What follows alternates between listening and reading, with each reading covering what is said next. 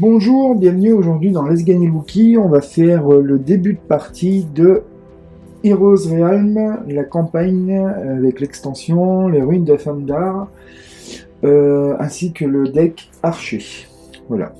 Car pour faire la campagne en solo, il faut le jeu de base, la boîte d'extension et au moins un deck de héros. Donc ici l'Archer. Donc pour rappel, Hero Realms, c'est un jeu par Darwin Castle et Robert Dougherty qui se joue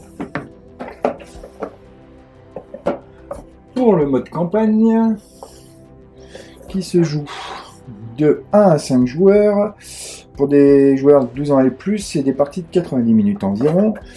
Et c'est White Wizard Game qui publie ça, et en France c'est édité par Yellow. Pardon. Voilà.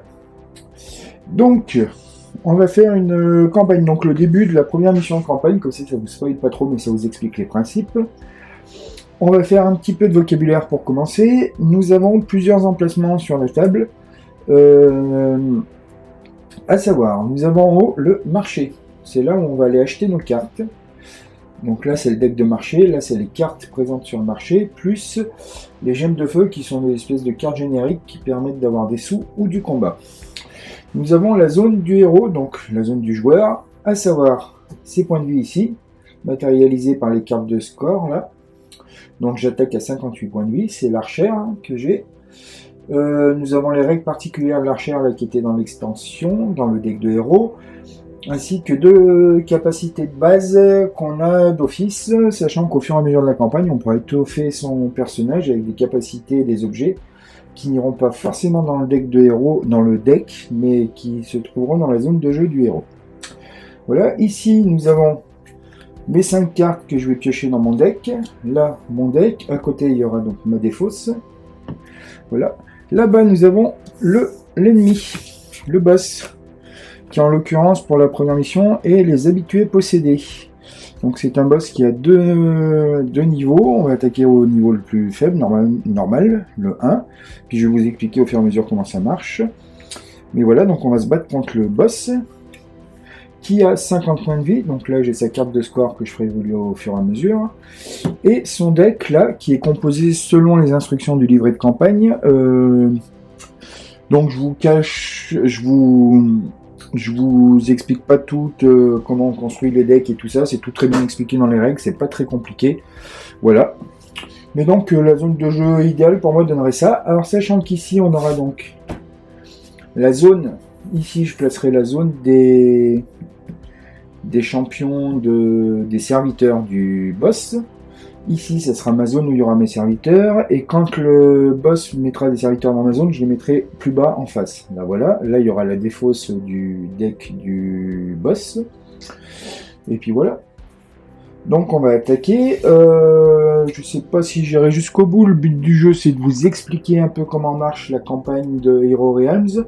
Je sais pas si à l'image, ça sera bien clair et qu'on verra bien tout, mais au moins, vous verrez en gros le fonctionnement. Donc voilà, comment ça se passe? Ça se passe qu'on a du narratif. C'est une campagne qu'on va jouer donc dans le livret d'aventure, voilà, qui est là. Nous avons un petit narratif. Et ensuite, nous jouerons donc qu'on joue de 1 à 5. Quoi qu'il en soit, chaque joueur joue le boss une fois. Donc là, comme je suis tout seul, ça sera le boss, moi, le boss, moi, le boss, moi, ainsi de suite, jusqu'à que mort s'en suive pour l'un des deux.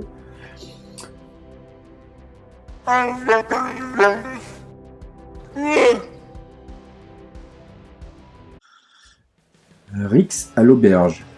Le soir est déjà tombé à l'auberge des 4 rivières et la salle est remplie d'humains, d'elfes et d'une douzaine d'autres races, mangeant, buvant, chantant et vociférant. Vous êtes assis à votre table habituelle dans l'un des coins, au fond de la salle, savourant une corne de bière et réfléchissant à ce que vous allez prendre pour souper, lorsqu'un fracas et des éclats de voix en provenance de la porte d'entrée détournent votre attention.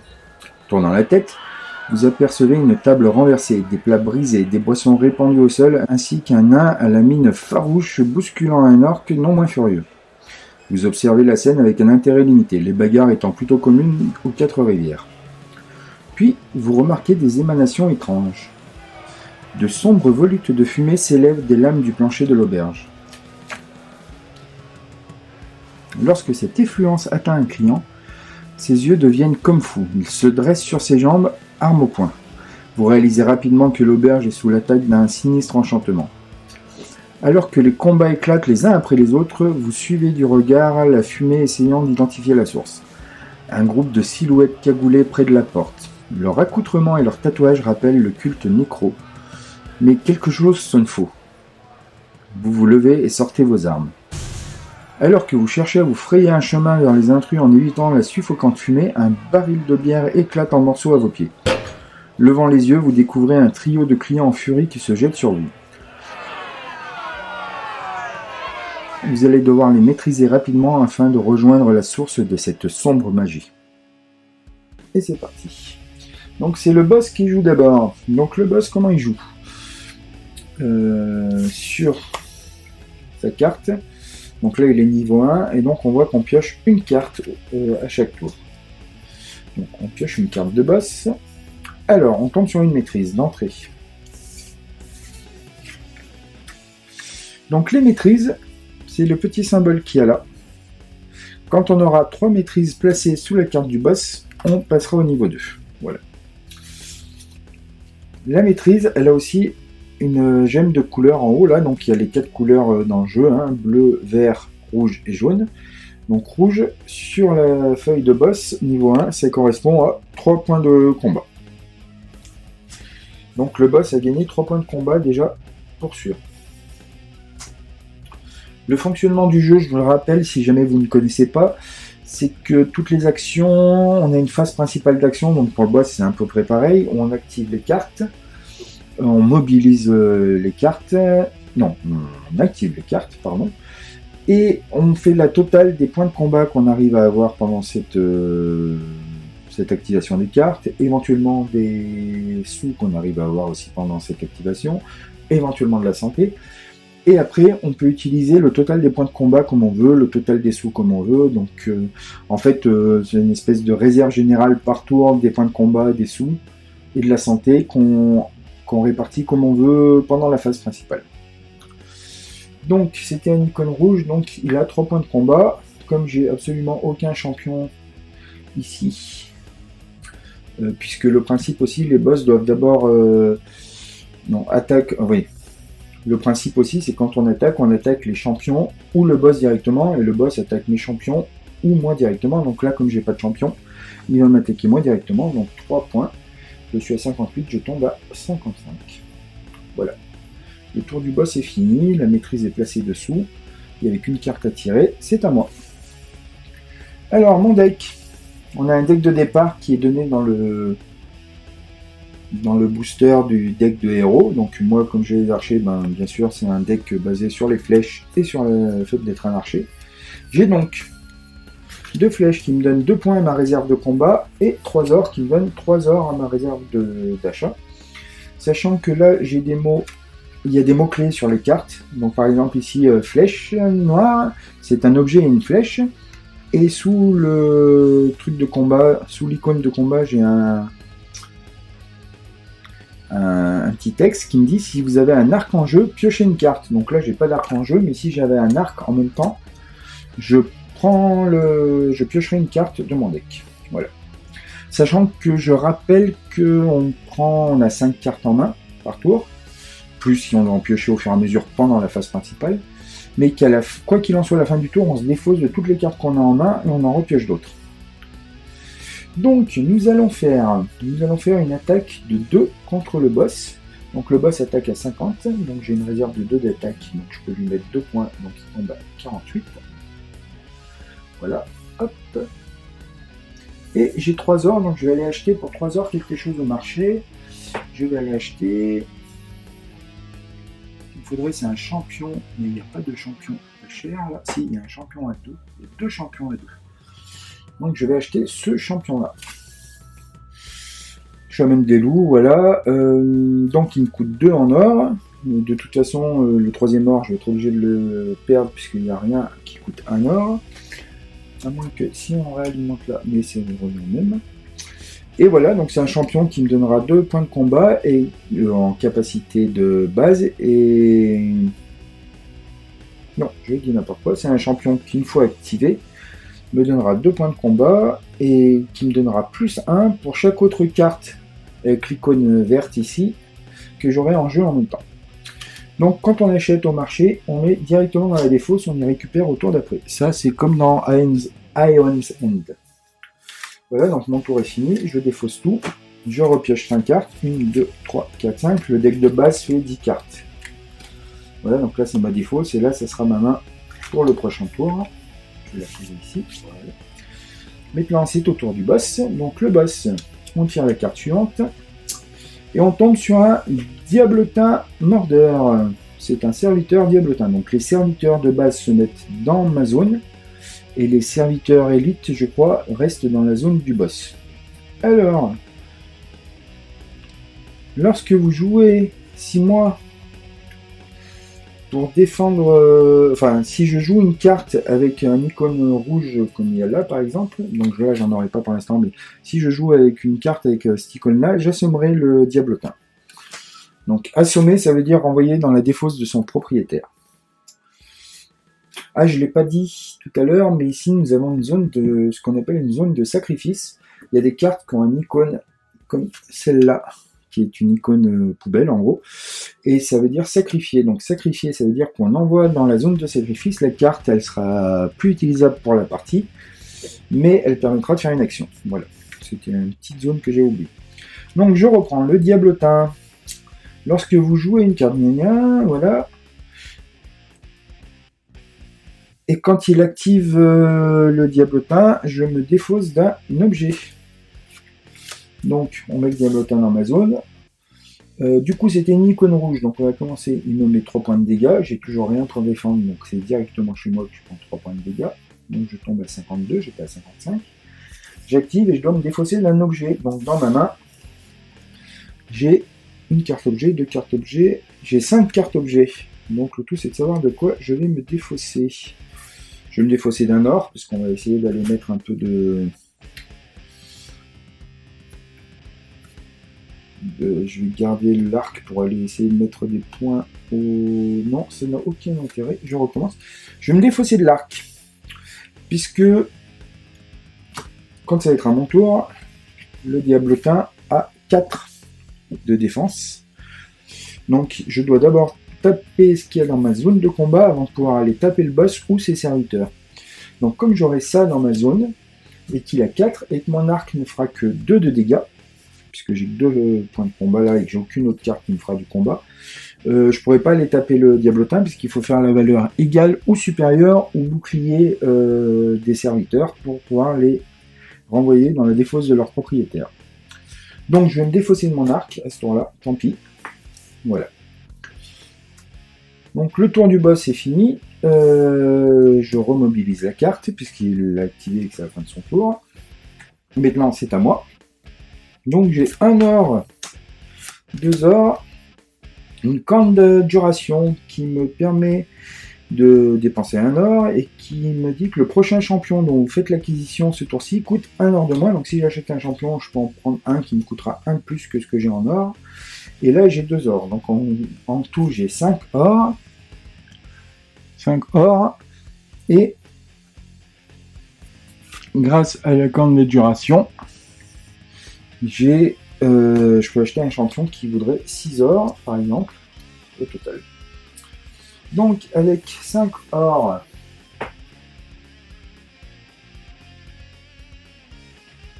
qu'est-ce que je vais acheter? Je vais acheter...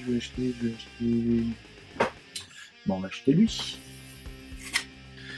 Donc, je vais acheter lui qui coûte 6 ors. C'est un champion. Donc, grâce à mes 5 ors et ma corne de duration, je peux acheter un champion pour 1 or de moins, donc il me coûtera 5 or, donc voilà. Si j'active la carte, ça me fera 2 de combat, et je peux sacrifier une carte de ma main ou de ma défausse, et je gagnerai 2 points de combat supplémentaires, et il a un autre avantage, c'est que c'est un garde, donc il a une défense de 5, et comme c'est un garde, c'est marqué au-dessus de la défense, le bouclier est noir au lieu d'être blanc, ça permet d'être le parafoudre, entre guillemets. C'est-à-dire que le garde est placé dans ma zone et que le boss ou l'adversaire est obligé de taper le garde avant de venir me taper moi. Donc voilà, donc les gardes sont assez importants, c'est une des petites finesses du jeu aussi qui permet de survivre un peu plus longtemps. Donc voilà, et puis il aura un dernier avantage, c'est que comme c'est une icône rouge, il me permettra d'assommer le diablotin et de le renvoyer dans la défausse du héros, puisque je vous rappelle que le diablotin dans la défausse du boss, puisque je vous rappelle que le diablotin dans la défense du boss peut être assommé si je joue une carte rouge. Donc là, je le mets dans ma défausse, hop, je récupère mes cartes, je remplis le marché, hop, et donc c'est au tour suivant. Donc je mélange ma défausse.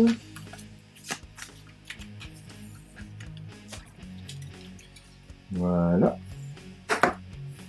Ma défausse est mélangée. Je vous ai pas parlé de ces deux cartes, donc je vais en parler là maintenant. On a deux capacités de base, et puis après, pendant la campagne, on pourra en gagner au fur et à mesure des aventures. Alors, les deux capacités de base pour l'archer sont pistées. Donc si je fais une activation et que je dépense 2 ors, donc j'active une carte et je dépense 2 ors, je peux regarder les 3 premières cartes de mon deck, en remettre jusqu'à 2 dans ma défausse et ranger le reste dans l'ordre que je veux au-dessus de mon deck. Donc ça peut être important pour faire son deck dans l'ordre qu'on veut.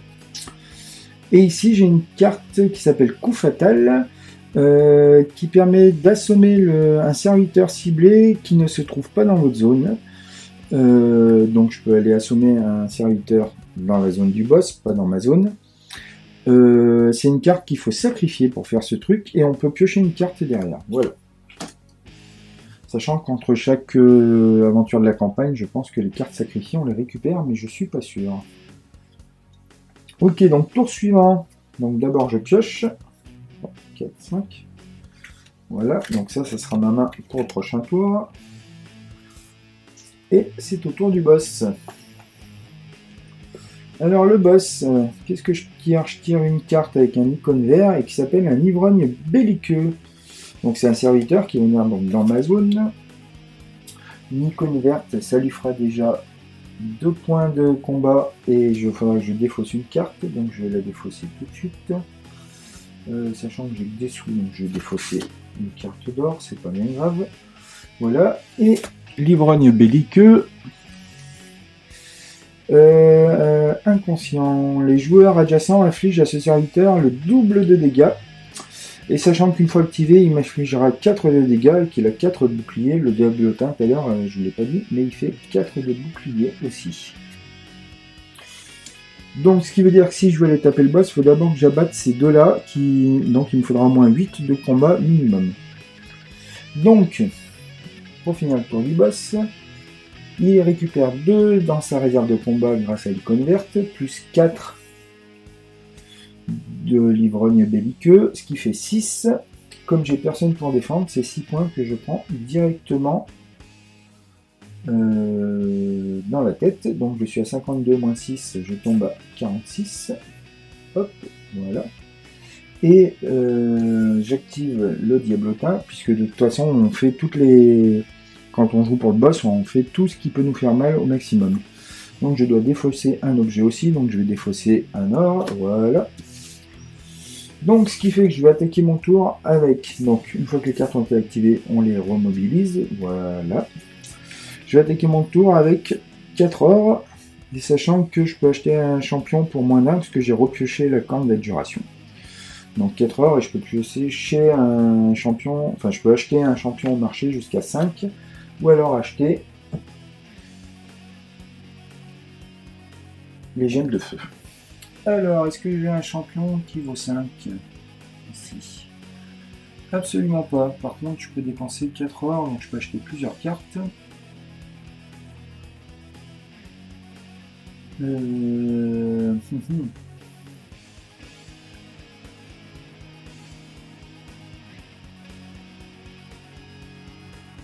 n'y a pas un seul champion. Si, il y a un champion, donc je vais acheter le champion à 2 et une gemme de feu à 2. Ce qui fait que ça me coûte 4, c'est mes 4 heures. Voilà, donc je mets ça dans ma pioche. Je rentre ça dans ma pioche, je remplis le marché. C'est au tour du boss, qui pour l'instant me met une belle pâtée quand même. Alors le boss, je pioche tavernier. Ah, j'ai pas repioché mes cartes. Hop. 2, 3, 4, 5. Voilà. Ça, je sais ce que j'aurai au prochain coup, sachant qu'il va falloir que je défausse des objets. Alors, tavernier forcené. Inconscient. Les joueurs adjacents infligent à ce serviteur le double des dégâts. Oui, bon, on s'en fout un peu. Donc, il va taper à 8. Il va faire très mal. Et il va avoir une défense de 8. Plus sévère, donc il va me mettre 2 points dans la tronche. Et plus, il va falloir que je défausse une carte. Donc, il faut que je défausse une carte, un objet. Et je prends 8 et 4, 12. Plus 2, ça fait 14. Donc 46 moins 14, ça nous fait 32. Autant dire que je commence à prendre cher. Hop, 32. Il faut que je défausse au moins 2 cartes. Donc je vais défausser les 2 qui font des sous là. Hop, hop. Et du coup, c'est à moi. Donc, la bonne nouvelle, c'est que j'ai l'arc de chasse en même temps que les flèches. Donc, quand je joue une flèche, c'est objet flèche noire, objet flèche, et si vous avez un arc en jeu, piochez une carte. Donc, comme je vais jouer mes 2 flèches et que j'ai un arc en jeu, je peux piocher 2 cartes. Et là, la bonne nouvelle, c'est que je pioche 2 champions. Donc, je remobilise les cartes du boss, qui viennent tous donc dans ma zone pour l'instant. Du coup, moi, j'ai 2 champions que je peux poser là. Donc, ça, c'est bien. Dont un garde, donc le prochain coup, ça veut dire que les premiers 5 points que je prendrai, c'est lui qui les prendra dans la tronche. Et avec tout ça, je peux faire... Alors, 1, 2, 3, 4. 4. 5, 6, 7, 8. Là, j'ai une capacité spéciale, mais il faudrait que j'ai une autre carte verte que je n'ai pas, donc j'aurai pas de bonus d'attaque. Et là, je peux sacrifier une carte de ma main ou de ma défausse pour faire 2 supplémentaires. Donc ça fait, je recompte. 1, 2, 3, 4, 5, 6, 7, 8. Hop, hop. Et si je sacrifie par exemple un or de ma défausse, 8, 10. Ça fait que je peux mettre 10 points de dégâts. Donc 10 points de dégâts. Au choix, où j'abats les 2 qui font 4. Où j'abats qu'un seul qui fait 8. Du coup, je vais pas faire mon sacrifice parce que ça n'a aucun intérêt pour l'instant, parce que de toute façon, je peux mettre 8 points de dégâts au maximum. Donc, je vais aller taper les 2 là qui font 4 parce que ça me fera un peu des vacances. Donc, les 2 sont assommés. Ah non! Erreur, enfin pas erreur, mais autant pour moi, c'est j'ai joué une carte rouge. Donc, si j'ai joué une carte rouge, j'assomme le diablotin. Donc, j'ai pas besoin de le taper puisque c'était une des capacités, entre guillemets, les capacités négatives du diablotin. Lorsque vous jouez une carte avec l'icône rouge, assommer ce serviteur. Donc, comme j'ai joué celui que j'ai recruté tout à l'heure, paf, j'assomme le serviteur. Ce qui fait qu'il me reste 8 points à distribuer. Donc, je vais taper celui qui vaut 8. Voilà. Et du coup, j'aurai plus que lui contre qui me défendre au prochain tour. Donc voilà, mes 2 champions ont été activés. Je les remobilise. Je défausse tout ça. Je mélange ma défausse.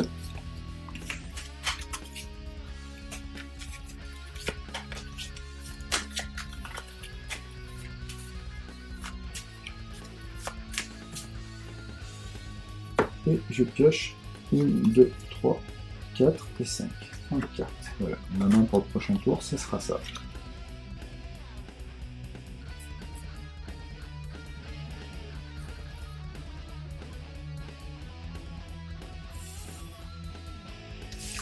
Ma main pour le prochain tour, ça sera donc ça. Je remonte un peu pour que tout soit visible à la caméra. Voilà, c'est parfait. Et c'est au tour du boss. Alors le boss, qu'est-ce que je pioche? Folie temporaire. Donc c'est une icône jaune. Donc une icône jaune, ça lui redonne 2 points de santé, ce qui fait qu'il repasse à 50. Ça déjà, c'est fait. Hop. Et donc c'est une carte, pour chaque joueur adjacent, je prends la première carte du deck marché, je la retourne et sa valeur en or, je l'inflige aux joueurs autour de moi. Et si jamais je l'ai pas, j'ai pas de joueurs autour de moi, je me les inflige à moi-même. Donc voilà. Donc c'est une action, donc l'action on la met en jeu puis on la défausse tout de suite. Donc je regarde la première carte du marché et j'ai une bonne nouvelle, ça me fait 1, donc je ne mets que 1 de dégâts. Donc ça tape sur le garde et ça lui fait pas mal puisque je rappelle qu'il faut faire une valeur équivalente ou supérieure au bouclier du garde. Enfin du défenseur, pardon. Ensuite, il me reste quoi? Il me reste l'ivrogne belliqueux qui tape, donc lui il tape pour 4. Donc le serviteur est obligé, enfin le boss est obligé de taper d'abord mon garde. Mais si c'était pas un garde et que j'avais 5 et 4, il a le droit d'aller taper celui qui peut tuer, enfin assommer du premier coup. On dirige pas forcément l'attaque vers la plus forte défense, on dirige les attaques vers la défense la plus adaptée pour faire plus de mal. Quand on joue le boss et forcément quand on est attaquant, nous aussi. Donc il tape à 4, donc il est obligé de taper sur le garde, donc ça lui fait pas de mal. Maintenant, c'est à moi. Et la bonne nouvelle, c'est que je vais pouvoir reprendre un peu des couleurs. Alors, qu'est-ce que j'ai pioché? J'ai pioché plein de sous, plus de l'attaque. Donc, les sous, on verra après. On va voir qu'est-ce qu'on peut faire en attaque. J'ai 2, plus 2, plus 2. Ce qui me fait 6 d'attaque. Donc, je vais pouvoir lui taper à niveau 4. Donc, je vais pouvoir lui faire mal. Je vais peut-être pas sacrifier de cartes parce que ça n'a pas beaucoup d'intérêt. Par contre, on va les acheter aussi. Et donc j'aurai 1, 2, 3, 4, 5. Et je peux acheter un champion qui vaut 6 parce que j'ai repioché la corne d'adjuration. Donc pour 6 pour un champion ou 5 points en dépense normale. Ou un champion qui vaut 1 de moins. Donc je peux acheter un champion à 3 qui ne coûtera que 2 du coup. Voilà, donc lui il va me coûter 2 ors, et sachant que c'est une icône verte, ce qui fait que je pourrais avoir un point d'attaque supplémentaire avec cette carte, si cette carte est en jeu, parce que c'est la capacité d'allier. Voilà, de la même faction. Donc j'achète lui qui me coûtera que 2 et pas 3. Et donc j'ai dit que j'avais quoi? 5, donc il me reste 3 à dépenser.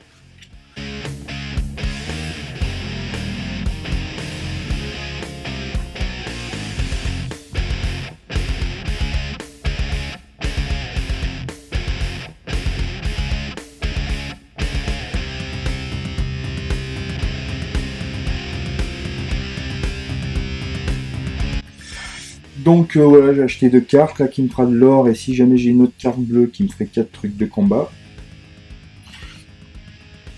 Donc objectif, acheter une carte bleue assez vite. Et puis là, l'influence, donc c'est des actions ça. Ça veut dire que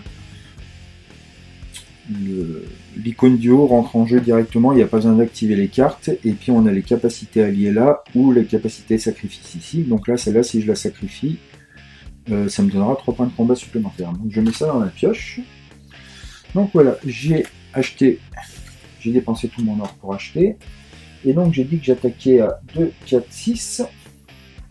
Donc 4, je lui tue. Enfin, je l'assomme son serviteur. Et du coup, je lui mets 2 points de dégâts. Donc il retombe à 48. Voilà. Hop. Alors, on va peut-être la défausser aussi. Et je pioche mes 5 cartes. Voilà. Donc, prochain tour. Donc comme vous voyez, le deck s'incrémente au fur et à mesure de tout ce qu'on a acheté. Et c'est là que ça devient intéressant. Prochain tour, c'est au boss de jouer. Une maîtrise. Donc comme tout à l'heure, la maîtrise, je rappelle qu'il faut 3 maîtrises pour changer le boss de niveau. Donc là, ça va être la deuxième maîtrise, mais qui a une icône blanche. Donc l'icône blanche, ça veut dire qu'on utilise la capacité favorite du boss. À savoir, ici, sur le rouge, on peut voir qu'il y a des petites pointes autour. Je ne sais pas si c'est très clair à l'écran. Donc ça veut dire que le boss de ce côté-là de la carte, à ce niveau-là, sa capacité favorite, c'est ça. Donc c'est 3 dégâts. Sachant que si on retourne, on verra que sa capacité favorite passe sur la capacité bleue. À savoir 2 dégâts, plus on assomme un champion qui a la défense la plus élevée. Donc voilà, donc là je vais faire une action blanche. Donc blanche, c'est-à-dire rouge pour le coup, puisque c'est sa capacité favorite. Donc ça sera une attaque à 3 de dégâts. Donc je m'en sors bien parce qu'une attaque à 3 de dégâts, il tape le garde et il lui fait pas mal. Et là, c'est à moi. Et là, je vais pouvoir lui faire très très mal, puisqu'il n'a pas de serviteur ici, il n'a pas de serviteur là, donc je vais pouvoir aller le taper directement. Donc qu'est-ce que j'ai? J'ai 2, 4. Si je mets ce champion-là en plus, j'aurai les capacités alliées qui se développent, puisque c'est le domaine. Donc ça me fera, donc ça veut dire que si j'ai une carte de la même couleur, je rajoute 1, et là c'est la même chose, c'est les deux mêmes cartes. Donc ce qui me fait 2, 3, 4, 2, 3, 5, 6, ça me fait 6 de dégâts là. Lui, il va rajouter 2, ça fait 8. Plus 2, j'ai pas d'objet arc, c'est dommage, parce que si j'avais un objet arc, je pourrais piocher les cartes, mais tant pis. Donc là, j'en étais à 8. Plus 2, ça fait 10. Si je sacrifie ma gemme de feu, ça fait 13. Donc je vais la sacrifier, ça fera 13 points d'attaque. Hop. Et si je sacrifie mon or ici, avec cette carte-là, vous pouvez sacrifier une carte de votre main ou de votre défausse. Donc je sacrifie, ça me fera 2 de plus. Donc ce qui veut dire que je recompte 3, 6, 8, 10, 13, 14, 15. Donc je vais lui mettre 15 de dégâts directement. Je défausse tout ça, je remobilise ça. Et 15 de dégâts, il est à 48 moins 15, ça fait 38, ça fait 33. Et là, il fait moins son malin. Ou pas. Voilà, c'est un bon premier tour, je pioche. Donc là, les deux premières de ma défausse, plus je mélange le reste de ma défausse.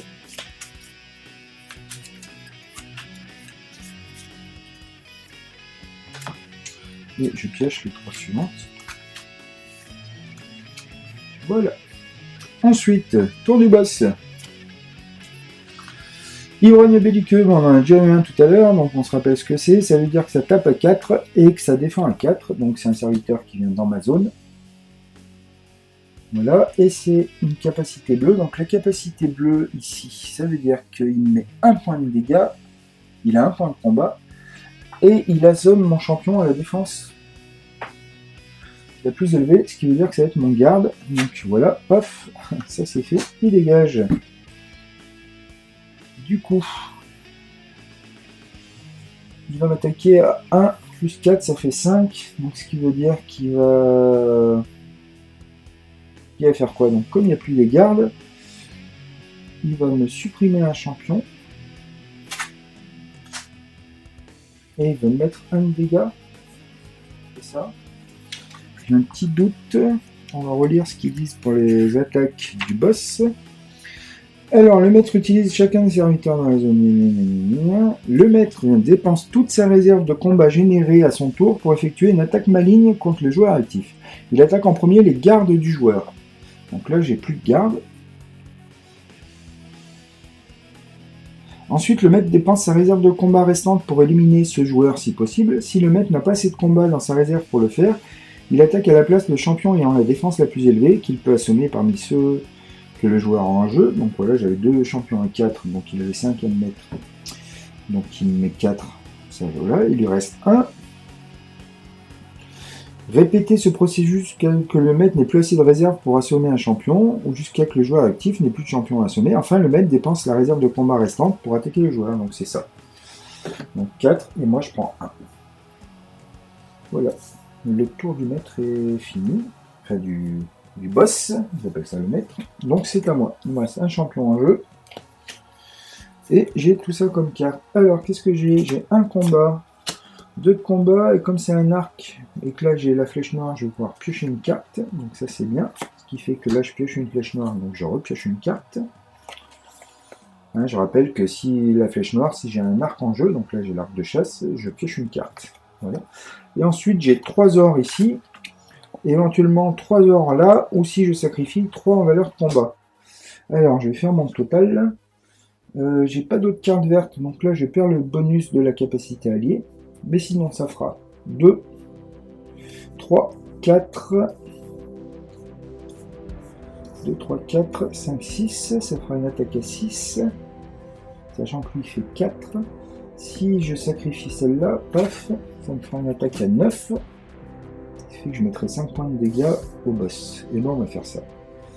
Donc une attaque à 9. Donc d'abord 4 sur le serviteur, ce qui fait qu'il me reste 5. Et 5, il a 33. 33 moins 5, ça va nous faire 28. Donc le boss est passé à 28. Hop, donc ça je peux le défausser, lui je peux le remettre droit. Et après il me reste 3 heures à dépenser. Donc les 3 heures à dépenser, qu'est-ce que je vais acheter?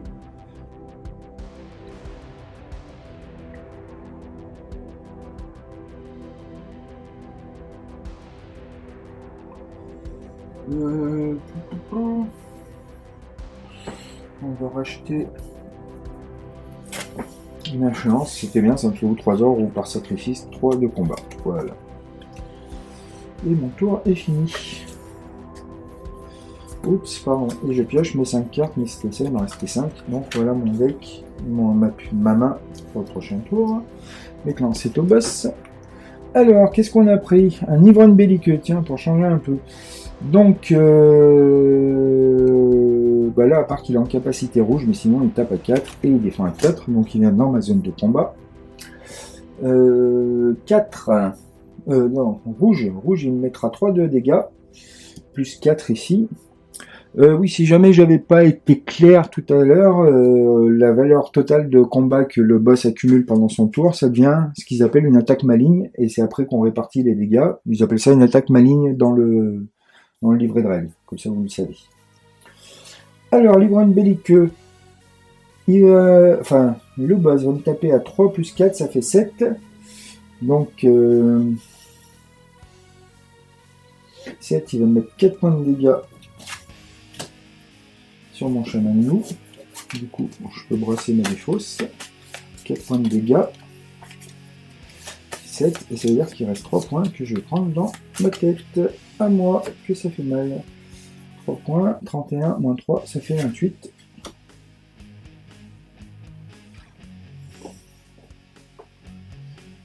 Donc, j'aurais dû tourner la carte pour montrer que j'ai activé. Hop, voilà. Donc ça c'est fini. Maintenant, c'est à moi. Donc, à savoir, qu'est-ce que j'ai dans la main? J'ai des sous. Donc là, j'ai une valeur de 4. Et avec la candidature, donc, j'ai oublié de remplir le marché. Bravo, bon. J'ai la candidature, donc je peux acheter un boss pour 1 de moins. Et ensuite, j'ai ici une carte bleue qui me permet de dépenser 2 ors. Et si j'avais une autre carte bleue en jeu, je pourrais avoir 4 de combat, mais là je l'ai pas. Et puis, j'ai un champion. Donc le champion, on va le mettre en jeu tout de suite. Voilà, c'est un garde. Il tape à 2. Et là, il n'y a aucun moyen que j'ai autre chose. Donc comme il tape à 2 et que lui, il a 4 de défense, et je vais pas lui faire mal. Et du coup, ça, je vais le dépenser en or. Hein. 2, 3, 4, 5, 6. Donc je peux acheter un champion qui vaut jusqu'à 7.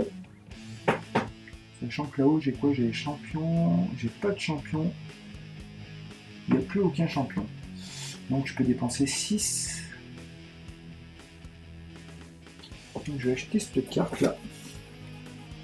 Qui coûte 5 et qui permettra de gagner 2 ors. Enfin d'avoir 2 ors, 3 de valeur de combat et 4 de santé. Comme ça on peut récupérer un peu de santé. Donc je le mets dans ma défausse. Donc lui il tape à 2 et puis ça lui fait rien puisque lui il a 4 de défense. Donc voilà, c'était un beau coup pour rien. Je pioche 1, 2, 3, 4, 5. Ma main pour le prochain tour. Et ça sera donc au boss. Alors le boss, maîtrise, 3ème maîtrise, et ça va faire mal. Donc jaune. Donc je le mets là-dessous pour l'instant. Jaune, il récupère 2 de santé, donc il passe de 28 à 30. Et du coup, on tourne le boss de l'autre côté, puisqu'on a atteint les 3 maîtrises requises pour qu'il change de niveau. Donc le changement de niveau, sa couleur favorite passe du rouge au bleu, et puis toutes les valeurs qu'il y avait ici d'attaque et de malus pour ma gueule, ou de bonus pour lui, sont augmentées. Donc voilà, hop, je crois qu'on place ça dans la défausse du maître. Et donc, son tour est fini là-bas. Il a repris de la santé, il reste lui qui m'attaque. Donc lui, il attaque à 4.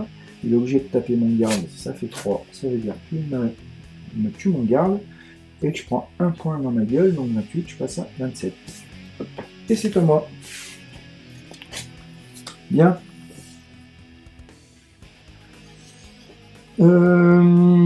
Qu'est-ce qu'on a? On a plein d'attaques là. Ça va faire du bien. Donc on a un or, on verra après. On a une flèche qui permet d'attaquer un champion qu'on va mettre en jeu tout de suite. Un autre champion qu'on va mettre en jeu tout de suite. Et ça. Alors, je peux faire une attaque à 2. Plus 2. Et si je sacrifie une carte, donc par exemple si je sacrifie mon or qui ne me servira à pas grand chose, je peux rajouter 2. Donc ça fait 2, 4, 6. Donc je sacrifie mon or, ça me fera 6 points d'attaque.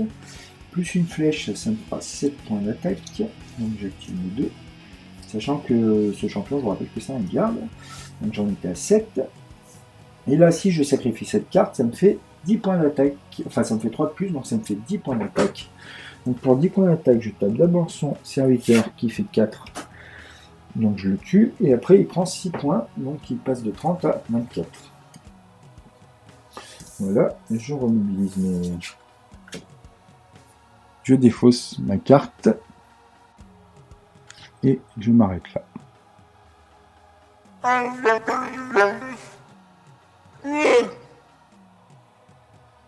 Donc voilà, je vais pas aller plus loin dans cette campagne pour l'instant. Je vais arrêter là. Le but du jeu était de vous montrer un peu les mécanismes et la campagne, comment ça marche. Le jeu en solo. Donc très bon petit jeu, Hero Realms. Ça joue vite, les règles sont pas difficiles. Nous avons toute la technique de deck building qui est super bien foutue. Un nombre de cartes conséquentes qui permet quand même de varier un peu les plaisirs. Pour peu qu'on achète tous les decks de héros, là, donc là c'était l'archer par exemple. Sachant qu'il y a 5 héros en tout, ça permet de refaire les campagnes, je pense, de manière un peu différente à chaque fois. Le jeu est super fluide quand même, hein. Enfin, vous avez pu le voir, ça se joue assez rapidement, il n'y a pas beaucoup de texte sur les cartes, c'est assez clair. L'artistique du jeu est joli, c'est pas trop cher, donc voilà, c'est bien. Donc juste pour vous montrer, on a joué le premier boss. On a 1, 2, 3, 4, 5, 6, 7, donc il y a 8 boss en tout. Ici, c'est toutes les cartes que je peux gagner a priori en tant qu'archer au fur et à mesure du jeu. Donc des cartes qui iront sinon dans le deck, mais surtout dans notre zone de combat qui permettent de faire évoluer le personnage. Donc ça doit être une vraie campagne entre guillemets. Je sais pas jouer la campagne combien de temps ça prend, mais je pense que ça doit occuper 5 minutes quand même.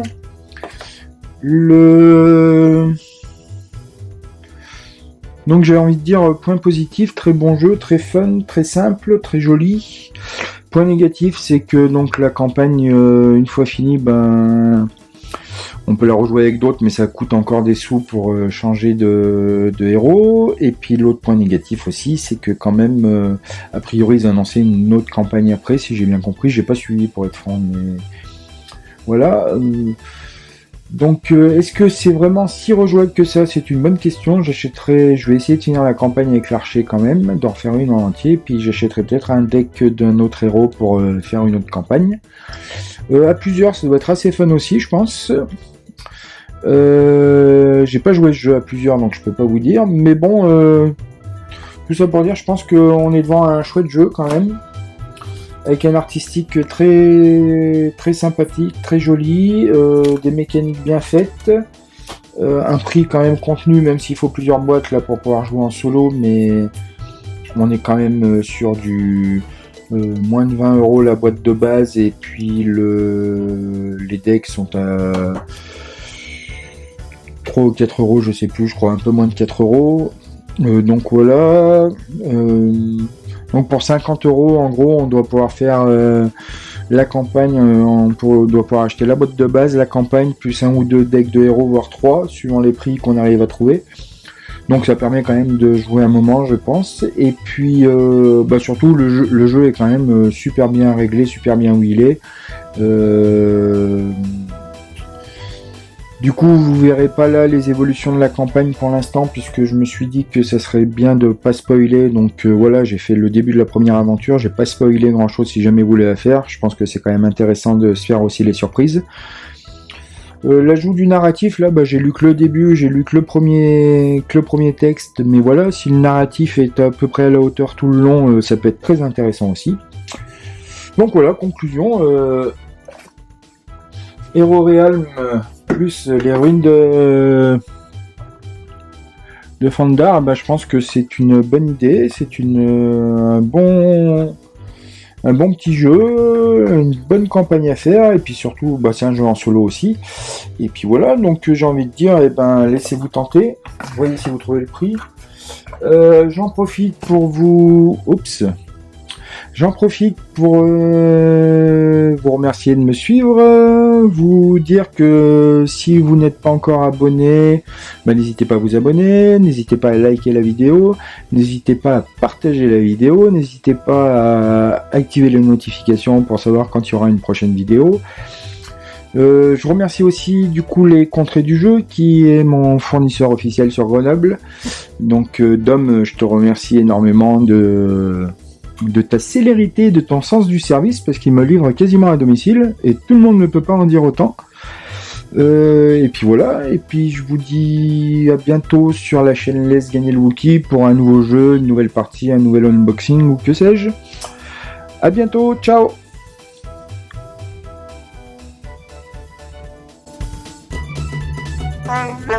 Bye.